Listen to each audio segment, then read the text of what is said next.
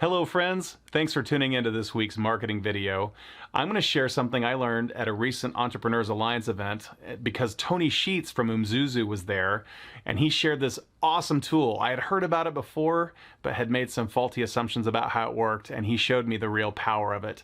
So I wanted to share that with you because it's an amazing plugin for Outlook or Google that lets you set times to meet with people and takes all the effort out of the back and forth that normally happens. So give me a few minutes and I'll save you some time.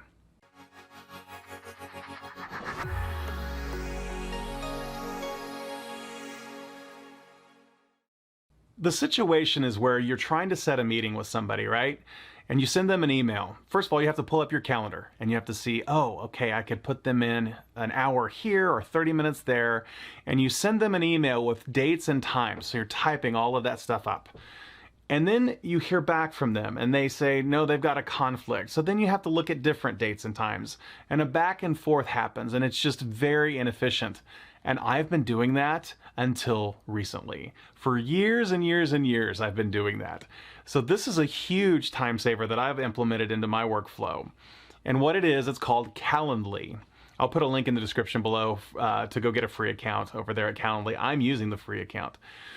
And what it does is it connects with either Google or Outlook, and it allows you to specify rules and times and events and all this stuff so that you can just click on, hey, I want to send this person a 30-minute event and let them pick from my calendar when they want to do it. And once you've got it set up, it just works. So let me show you a little bit about the tool. Once you have Calendly, the extension installed in Chrome, it's up here in your toolbar and you can just click that guy to get to your Calendly settings. One of the things that I recommend in your account, and I'll show you why here in just a second, is that you set up a couple of the profile things. For example, under profile, this is done by dropping the little drop down under your account and going to account settings. You want to put your picture in there and your name and your message. You can also specify your time zone and other important details. But you also want to do your branding, so you put your logo in there, and that's important. I don't have a paid Calendly account yet, so I can't turn this branding off, which so far I really don't mind that. I don't mind spreading the news. It's an awesome tool. So once you do those things, then the next thing that you want to do is you want to send this out, right? So when you click that, you can do one of two things. You can either copy a link that gives them, and put it in an email to them of saying, hey, pick a time from my calendar. So if you do that, what they'll get is something like this, right? So they'll come to your page and they'll choose a 15-minute, a 30-minute meeting, or a 60-minute meeting. And I've set all of these up in Calendly with rules of how they work on my calendar, and I'll talk about that also.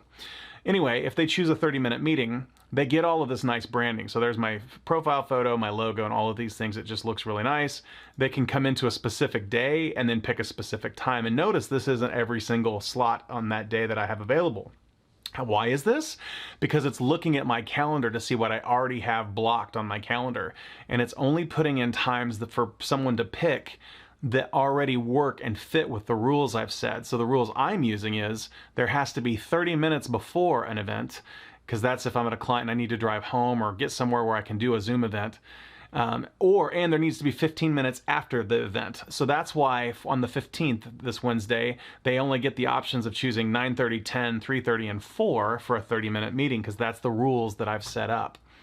The other way that you can do this is you can actually click this link over here, add times to calendar, to an email, sorry. And so what you would do is, let's say I want to schedule a 30-minute meeting with a client, I'd click add times to email, and then I go ahead and pick, let's say the 15th, 16th, and 17th, finish and share, and now that's been copied to my clipboard.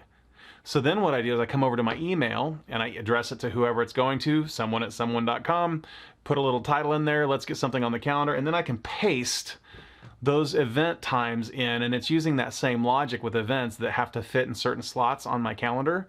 So they can then click any one of these and I click send. They can click any one of these once they get at that email. It's just another visual representation, and definitely more professional looking, of, hey, 2:30 on Friday. And so once they do that, it sends confirmations back and forth and everything works as it should. So what ends up happening after they've picked a time, it ends up on my calendar and it ends up on their calendar, and there's a Zoom meeting already set up because I integrated Zoom with my Calendly account. It's very, very efficient. So if you're like me, It might be time to give Calendly a second look and just try it out and see how it works for you. It's going to save me so much time, and I hope it saves you a lot of time as well. If you like this video, please act on that and like the video or subscribe to my channel if you haven't already. It'd help me out and I'd really appreciate it. I hope you're having a great week. I'll see you next week.